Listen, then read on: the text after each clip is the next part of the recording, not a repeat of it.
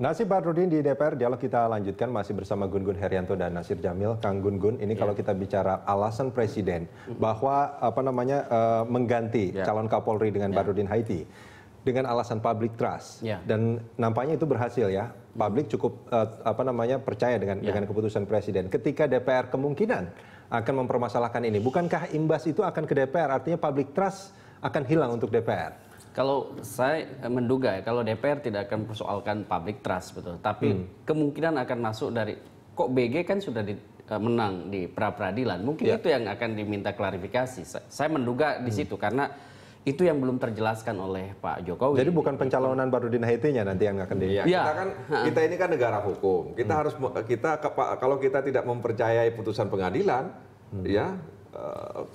keputusan apa lagi yang bisa kita terima? Saya kira Pak Jokowi itu tidak mempermasalahkan putusan pengadilan. Kalau dari penjelasannya karena ramai-ramai di masyarakat inilah akhirnya tapi kan kalau kita lihat argumentasi sebelumnya, Presiden Jokowi kan selalu mencoba untuk mengaitkan soal Komjen PG dengan peristiwa hukum dan keputusan hukum yang ada, ya kan? Lalu kan di ujung-ujungnya kemudian beliau tidak lagi menyinggung masalah itu. Tapi di awal-awalnya kalau kita cermati selalu terkait dengan masalah itu. Tapi begini Mas Rudi, jadi kita juga harus kembali ke hal yang paling mendasar dan elementer. Apa itu? Bahwa Kapolri ini hak prerogatif Presiden. Ini yang kerap kali orang lupa karena polemik hubungan kelembagaan ini. Bahwa hak prerogatif Presiden diajukan kepada DPR. Jadi proses ini harus dibaca juga sebagai sebuah proses yang menghargai otoritas Presiden. Jadi ketika Presiden melihat bahwa secara politik ini akan membahayakan, maksud saya membahayakan dukungan publik ya, karena Pak Jokowi sendiri pasti lahir tumbuh besar itu dari harapan publik. Nah, itu yang kemudian dibaca sebagai modal politik yang harus dipertahankan. Tapi juga kita nggak bisa lupa dong Kang Gun-Gun bahwa DPR itu punya hak untuk menyetujui. Betul. Atau tidak menyetujui, artinya seperti itu kan? Ya, sangat betul itu. Tetapi kan kemudian proses itu kan sudah dilakukan oleh Jokowi dan sekarang juga sedang dilakukan lagi dengan DPR. Jadi itu proses yang sebenarnya sudah on the right track. Cuman ya betul bahwa penjelasan itu harusnya dieksplisitkan oleh Presiden kepada DPR. Kenapa kemudian misalnya pra-peradilan tidak dijadikan bahan pertimbangan? Kan itu kan yang sekarang diminta oleh DPR. Maaf Kang Gun-Gun, kalau boleh saya simpulkan ini dari penjelasan Bang Nasir juga. Artinya sebetulnya figur Badrodin Haiti itu ditolak, tapi karena ada proses pencalonannya yang mungkin dipermasalahkan, ini nggak akan mulus juga perjalanan Badrodin Haiti. Sebenarnya tidak seperti itu, ya. Tadi kan saya sampaikan bahwa secara personal, secara personal tidak ada masalah dengan profil Komjen Pol Badrodin. Artinya komunikasi yang terjalin selama ini cukup baik. Ya kan, bahkan fraksi PKS juga menerima Komjen Pol Badrodin sebagai calon Kapolri. Ya, kita menerima beliau. Nah, tentu kan di Komisi 3 bukan fraksi PKS saja, tapi ada fraksi-fraksi lain. Dari berbagai komunikasi atau dari sejumlah komunikasi yang saya bangun dengan personal yang ada di fraksi-fraksi Komisi 3, memang mereka belum memberikan sinyal ya apakah accept atau tidak dengan pencalonan Badrodin Haiti. Ya, saya tidak tahu apakah kemudian ada komunikasi di balik ini semua antara misalnya Badrodin dengan teman-teman di fraksi atau seperti apa, saya juga belum dapat gambaran. Yang dipermasalahkan salah satunya karena dikhawatirkan nanti juga akan ada kasus rekening gendut juga.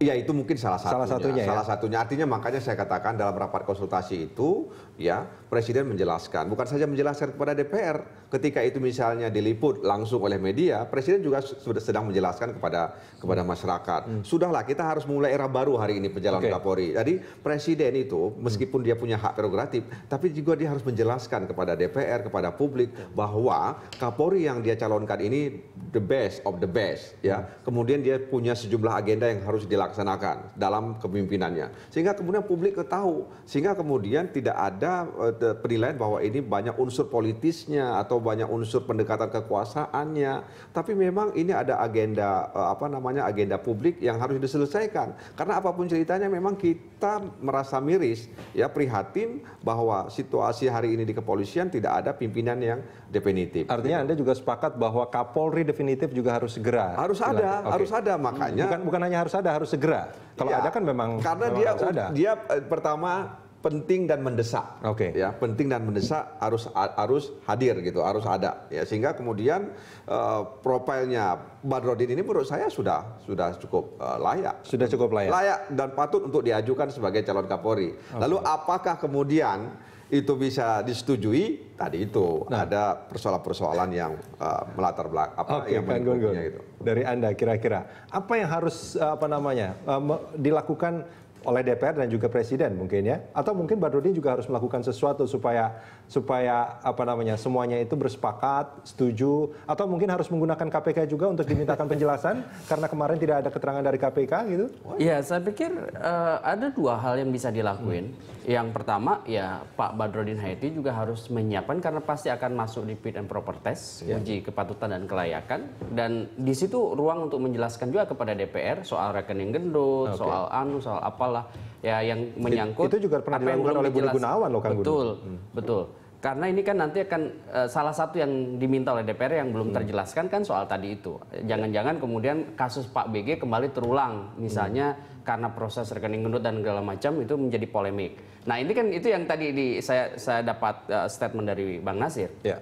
Nah, kemudian hal lain yang menurut saya penting dilakukan dalam 20 hari ke depan ya.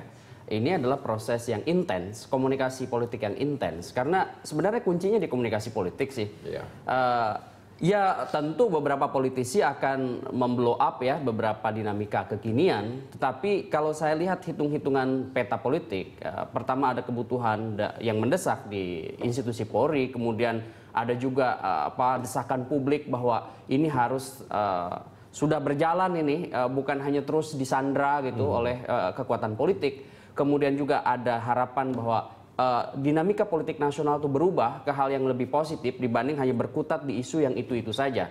Yang ini menghabiskan energi kreatif kita sebagai bangsa kan, karena kita nggak bisa kemudian bergerak ke hal-hal yang lebih produktif karena kasus ini. Nah, jadi hal-hal yang seperti itu pasti juga akan menjadi pertimbangan baik pemerintah maupun DPR.